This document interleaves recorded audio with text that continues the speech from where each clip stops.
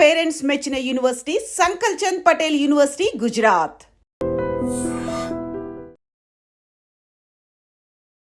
నమస్కారం, welcome to I dream. ధర్మ మార్గం విత్ విజిత కార్యక్రమానికి స్వాగతం.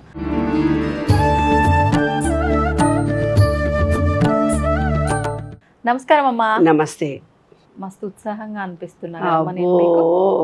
ఎందుకో చెప్పనా, ఆషాఢ మాసం వచ్చేస్తుంది. మరి ఆషాఢం వచ్చిందంటే మనకు తెలంగాణ ప్రాంతం అంతా కూడా దడదల్లాడిపోద్ది. దేంతో అమ్మా? ఏంటి బోనాలు, కొత్త చీరలు, కొత్త జాకెట్లు. చీరలు జాకెట్లే ముఖ్యం. బోనాలమ్మ ముఖ్యంగా. అంటే ఏంటో ఎన్ని పండుగలు చేసుకుంటూ ఉంటాం కానీ ఈ బోనాలు అనేసరికి ఆ హంగామా మామూలుగా ఉండదు. అందరిలో జోష్. అవును. ఎందుకని మన తెలంగాణ ప్రాంతంలోనే విశేషంగా బోనాలు ఎంత ఘనంగా జరుపుకుంటూ ఉంటారు? అసలు బోనం అంటే ఏంటి, బోనాలు ఎందుకు చెయ్యాలి, దాని గురించి వివరించండి. కాదు నాన్న, బోనాలు అనేది ఎక్కువగా ప్రాచుర్యం పొందలేదు. అవును, అసలు తెలియదు ఎవరికి. చాలా వరకు తెలియదు, చాలా వరకు తెలియదు. మన తెలంగాణ వచ్చిన తర్వాత బోనాలు బోనాలు బోనాలని పెద్ద హంగామా తయారైంది. కానీ అంతఃపూర్వం ఊర్లలో ఎక్కడో ఏందో కనీ కనపడకుండా గ్రామాల్లో మాత్రమే జరిగేది.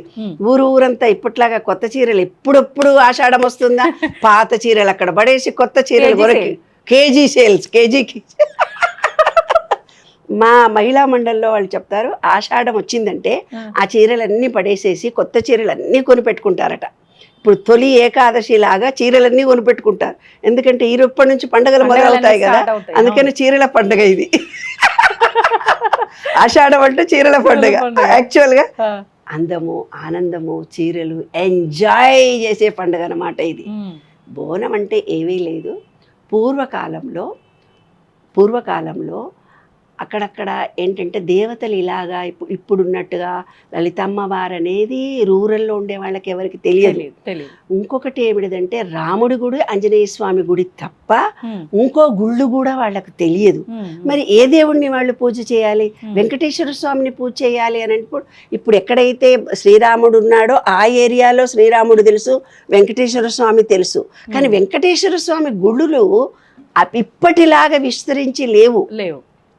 ఓన్లీ రాముడి గుడి కూడా తక్కువే, ఆంజనేయ స్వామి గుడి తప్ప ఊర్లలో ఏమి తెలియవు. ఒక చిన్న దీపం పెట్టి ఊరి దేవత అనేవాళ్ళు. అంటే ఆ ఊరిని కొలవడానికి, ఆ ఊరిని రక్షించడానికి ఒక దేవత ఉంది అని ఒక దీపం పెట్టేవాళ్ళే. ఒక దీపము, ఒక రాయిని పెట్టి ఊరికి బొడ్రాయి అనేది ఆ గూటిలో దీపం పెట్టి ఈమె ఎల్లమ్మ, ఈ ఎల్లమ్మ దేవత, ఈమె పార్వతీ దేవత అని దేవతల పేర్లు పెట్టుకునేవాళ్ళు. ఒక్కొక్క ఊరికి సంబంధించిన దేవత ఒక్కొక్కటి. చెరువు ఉంటే ఆ దేవత వేరు, గుట్టలుంటే ఆ దేవత వేరు, వ్యవసాయ రంగం ఉంటే ఆ దేవత వేరు. అలా వాళ్ళకి నచ్చి ఎవరు పెట్టుకున్నా ఉండేది సృష్టిలో స్త్రీ దేవత ఒక్కతే, స్త్రీ శక్తి. ఆ స్త్రీ శక్తికి ఏంటంటే వ్యవసాయం అంతా వచ్చింది, మన పంటలంతా వచ్చేసినాయి. పంటలంతా వచ్చి మంచిగా పంట పండాలి, మంచిగా వర్షాలు కావాలి. అందరూ అనారోగ్యాలతో ఉండేవాళ్ళు. గత్తర అనే రోగాలు వచ్చేవి. ఏమిటిదంటే వామిటింగ్స్, మోషన్స్ అయ్యేవి. అంటే ఏంది, లాట్రిన్లు పక్కనే ఉండేవి, ఇంటి పక్కనే లాట్రిన్లు ఉండేవి. ఇప్పుడంటే దూరంగా లాట్రిన్లు ఉంటున్నాయి కాబట్టి హైజీనిక్గా ఉంటున్నాము. రోగాలు కూడా మనకు తగ్గిపోయాయి, సామాన్యంగా తగ్గిపోయాయి. అలా అప్పుడు ఊర్లలో మురికి అంటూ మిట్టు ఏం తెలిసేది కాదు, అనామకంగా ఉండేవాళ్ళు. ఎడ్యుకేషన్ అనే తెలియదు.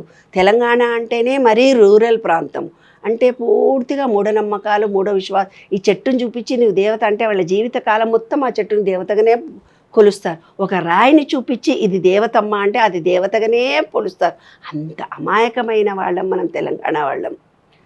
ఎందుకు తెలంగాణ వాళ్ళంటే మనకు ఎడ్యుకేషన్ చాలా తక్కువ, అపరిమిత జ్ఞానము లేదు, అజ్ఞాన దశలోనే ఉన్నాము. అజ్ఞానానికే అప్పటి కాలంలో ఆ దేవత ఆ ఊరిని కాపాడింది కాబట్టి పాలు నెయ్యి వేసి అన్నం వండి అమ్మవారికి ఆరగింపు పెట్టేవాళ్ళు.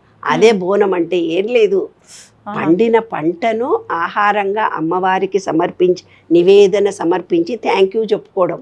అమ్మ నువ్వు బాగా చూసావు, మా కుటుంబం బాగుంది, పంటలు బాగా ఉన్నాయి, మంచి ఆరోగ్యంగా ఉన్నాం, ఇవాళట్లాగా బోనం వచ్చింది, నాకు పట్టు చీర కొనిస్తావా లేదా, ఇవాళ బోనం ఎత్తుకోవాలి, నేను నెక్లెస్ కొనిస్తావా లేదా, కొట్లాడే రోజులు కావవి. ఏదో ఉన్నంతలో మంచి చీర కట్టుకొని దేవుడి దగ్గరికి వెళ్ళేవాళ్ళు. అక్కడ ఉన్నటువంటి ఆ వాయిద్యాల చేత మోగినప్పుడు అక్కడ ఉన్నటువంటి మన సబ్కాన్షియస్ మైండ్లో ఫీలింగ్తో సహా ఏవైతే ఏ దేవత ఉండేదో ఆ దేవత రూపంలో ఒక వ్యక్తి యాక్ట్ చేసేవాళ్ళు. అమ్మ నేను వచ్చాను ఈ ఊరికి అందరికీ, ఎందుకంటే వాళ్ళు పుట్టినప్పటి నుంచి అదే చూశారు. వాళ్ళు సబ్కాన్షియస్ మైండ్లో ఎవరికో ఒకళ్ళకి దేవత వస్తుంది, ఆ దేవత ఇక్కడ ఉన్నటువంటి ప్రజలందరినీ ఆశీర్వదిస్తుంది, రేపొద్దున భవిష్యత్తు ఎట్లుందో భవిష్యవాణి మాకు చెబుతుంది అనే ఆలోచనతో ఉండేవాళ్ళు అనమాట.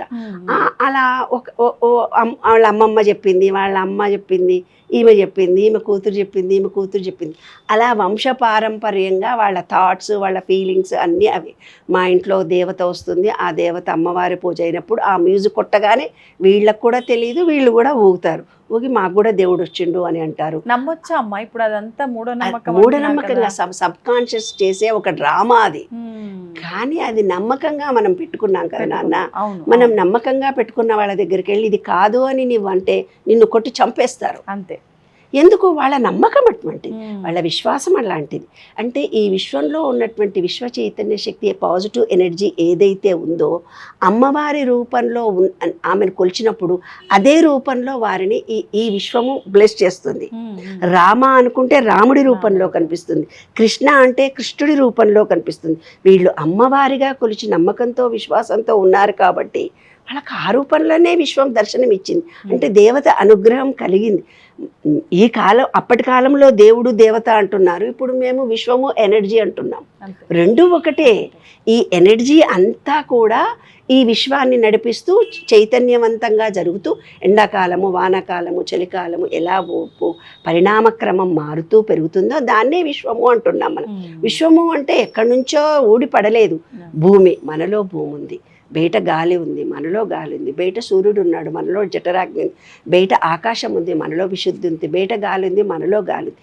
ఈ పంచభూతాల్లో డిఫరెన్సెస్ ఏవైతే జరుగుతాయో మన బాడీలో కూడా డిఫరెన్సెస్ జరుగుతాయి. కానీ ఇక్కడ ఒకటి ఆత్మ అని చెప్పారు. ఆత్మ అంటే చిత్రంగా గుప్తంగా రికార్డ్ చేసే ఒక చిన్న చిప్ అన్నారు. ఈ చిప్ అనేది సబ్కాన్షియస్ మైండ్ ఉంటుంది. ఈ సబ్కాన్షియస్ మైండ్లో ఫీలింగ్తో సహా నీవు 14 నెలల నుంచి 7 సంవత్సరాల వరకు ఫీలింగ్తో సహా ఈ అమ్మవారిని నేను ఇలాగే కొలుస్తాను, నమ్మకము, పూజ, వాళ్ళు పుట్టినప్పటి నుంచి చూసింది అదే విధమైన దర్శన భాగ్యం కలిగిస్తుంది ఈ విశ్వం వాళ్ళకి. అది కరెక్ట్ నాన్న, తప్పైతే కాదు. ఆ నమ్మకము విశ్వాసము బలీయంగా ఉన్న వాళ్లకు ఆ రూపంలో వాళ్లకు దర్శనం కూడా ఇస్తుంది, వాళ్ళు అనుకున్న కోరికలు కూడా అదే విశ్వ నియమంలోని విశ్వరహస్యం. అది తప్పు మూఢనమ్మకం అనడానికి వీల్లేదు. విశ్వము చైతన్యము, చైతన్యం కలిగినటువంటి ఏదైనా నీవేది రూపంలో, భగవద్గీతలో అదే చెప్తున్నాడు, నువ్వు ఏ రూపంలో కోరుకుంటే నేను ఆ రూపంలో ఇస్తాను. నీ థాట్ సబ్కాన్షియస్ మైండ్లో నేను బలహీనురాలిని అనుకుంటే బలహీనురాలు అవుతావు, నేను బలవంతురాలిని అనుకుంటే బలవంతు, నేను ధనవంతురాలిని అనుకుంటే ధనవంతురాలు అవుతావు. ఎక్కడుంది నీ ఫీలింగ్? ఈ సబ్కాన్షియస్ మైండ్లో ఉంది. ఓకే, కాబట్టి మన సబ్కాన్షియస్ మైండే దేవుడు. కాబట్టి మంచిగా పండుగ చేసుకుందాం, ఎంజాయ్ చేద్దాం, కొత్త కొత్త నగలు వేసుకుందాము, కొత్త కొత్త చీరలు కట్టుకుందాము. లా ఆఫ్ వైబ్రేషన్, ఒక వైబ్రేషన్ను కలిసి విశ్వమంతా ఒక చైతన్యం. ఏమి వదినా బాగున్నావా, ఏం చెల్లి బాగున్నావా, ఎవరి ఇళ్లల్లో వాళ్ళు తింటూ కనీసం పలకరింపులు లేని ఈ రోజుల్లో ఊరంతా ఒక చోట కలిసి అందరూ పలకరింపులు. అందరు అనుకుంటారు ఆడోళ్ళు నగలు నెక్లెస్లు ఇవేని కాదు నాన్న, ఆత్మీయత అనురాగాలను కూడా పంచుకుంటారు, ప్రేమానురాగాలను కూడా పంచుకునే ఒక గొప్ప పండుగ. మంచిగా చేసుకుందాం, ఎంజాయ్ చేద్దాం, పద. మిగతా వాటి గురించి ఎందుకు ఆలోచించారు? గ్రామ దేవతలు ఇప్పుడు ఈ బోనాలు అనేసరికమ్మ జంతు బలి, కళ్ళు శాఖ, బెల్లం శాఖ ఇవి కూడా ఎక్కువగా చేస్తూ ఉంటారు. చాలా తగ్గాయి. ఎప్పుడైతే ఒక జంతువును బలి ఇస్తూ వెళుతుంటావో అది చనిపోయేటప్పుడు ఏం ప్రాణభయంతో గిలగిల కొట్టుకుంటుంది. అది ఎప్పుడైతే ప్రాణభయంతో గిలగిల కొట్టుకొని చచ్చిపోయిందో దాని శరీరం పార్టులంతా ఒక రకమైన భయం ఉంటుంది. ఆ భయంతో ఏర్పడినటువంటి నాన్ వెజ్ని నీవు తింటే నిరంతరం నీకు ఏదో భయము, ఏదో లోపము జరుగుతుంది. ఆ జంతు బలిని చాలా తగ్గించారు. కోడిని బలిచ్చేవాళ్ళు అది కూడా తగ్గించారు నాన్న. అమ్మవారికి ఆరగింపు పెట్టి అగరొత్తులు పెట్టి కొబ్బరికాయ కొట్టడం ఒకటే చేస్తున్నారు. ఎందుకంటే అది భయంతో చనిపోయినప్పుడు దాని శరీర భాగాలన్నింటిలో కూడా దాని కండరాల్లో నరాల్లో భయం అనే ఒక ఎనర్జీ ఉంటుంది. అదే ఎనర్జీతో వండినటువంటి నేను తింటున్నప్పుడు అవే ఫీలింగ్స్ నీకు వస్తాయి, నువ్వు భయపడుతూనే బతుకుతావు. కాబట్టి తినటం లేదు. చాలామంది తెలిసిన పరిజ్ఞానం పెంచుకుంటూ వెళుతున్నటువంటి ఇంత జనరేషన్లో తగ్గించేశారు.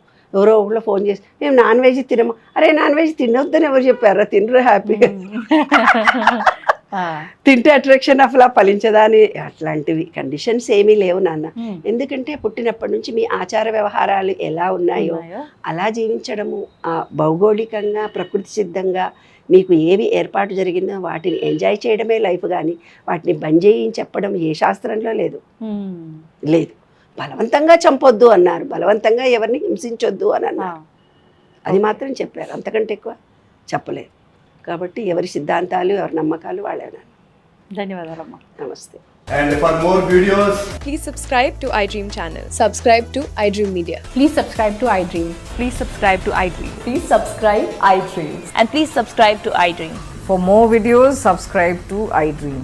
please like, share and subscribe to the channel. Congratulations, iDream. Subscribe to iDream. Subscribe to iDream.